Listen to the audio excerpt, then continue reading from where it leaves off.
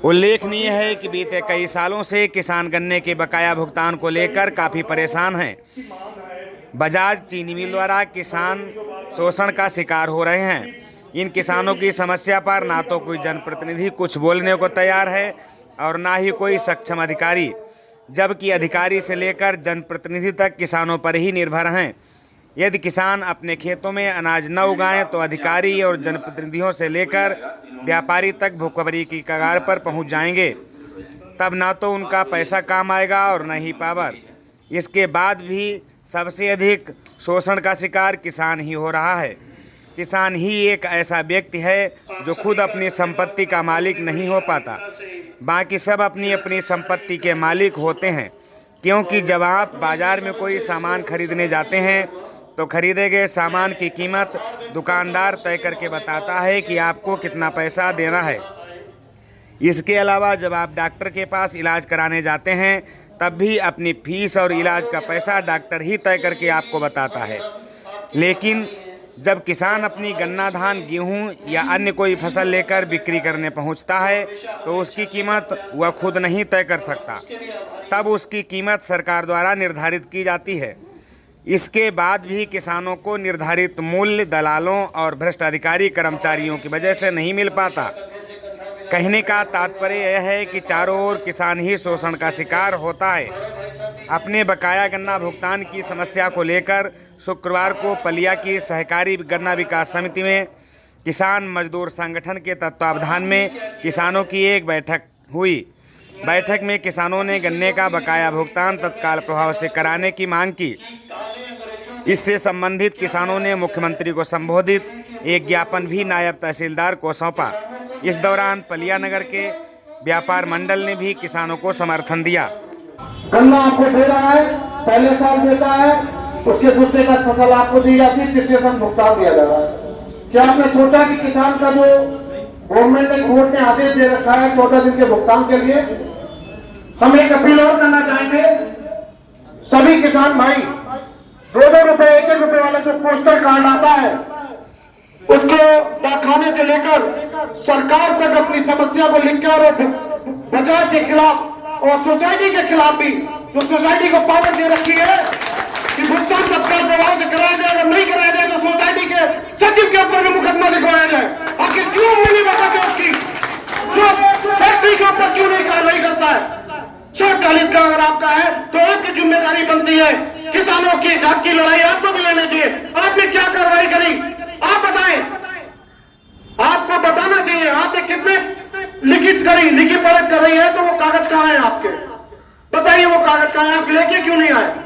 लेके आए तो उसको उजागर करना चाहिए, न्यूज चैनल में देना चाहिए, पत्रकार महोदय उनको देना चाहिए। आखिर 14 दिन के बाद जो ब्याज है उसको क्यों नहीं फैक्ट्री दे रही है? अगर नहीं दे रही है, हम अपने माध्यम से कहना चाहते हैं, व्यापार मंडल संगठन के माध्यम से कहना चाहते हैं, आह्वान कर दिया जाएगा अनिश्चितकालीन बंदी के लिए पलिया को।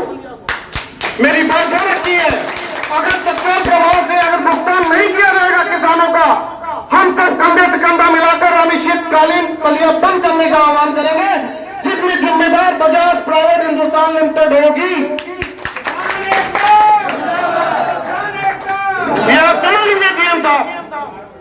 पलिया चक्का जाम हो जाएगा, इसकी कार्रवाई, इसकी जिम्मेदारी आपकी होगी।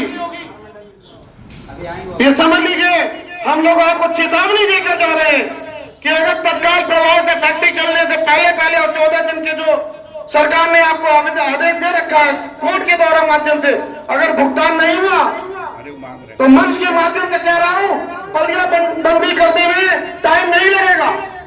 मजिस्ट्रेट साहब से निवेदन है कि किसान के बीच में अगर आप आ जाएंगे बहुत बड़ा सौभाग्य रहेगा हम लोगों का।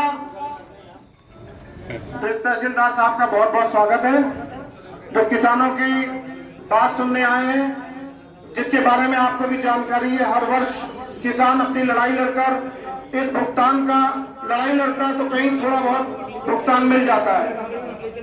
ये हम लोग समर्थन पत्र देना चाहते हैं।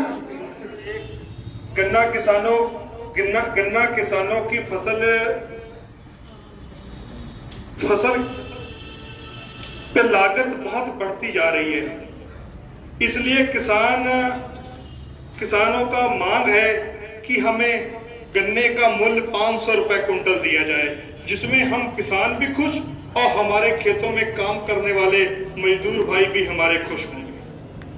दूसरी मांग किसानों की ये है कि जो अभी तक 22 दिन का गन्ना भुगतान मात्र हमारे खातों में आया है, जबकि हाई कोर्ट और सुप्रीम कोर्ट की गाइडलाइन है 14 दिन के अंदर भुगतान, तुली हुई पर्ची का 14 दिन के अंदर भुगतान आने का, उसकी कराने की कृपा करें, जो हो नहीं पा रहा सरकार।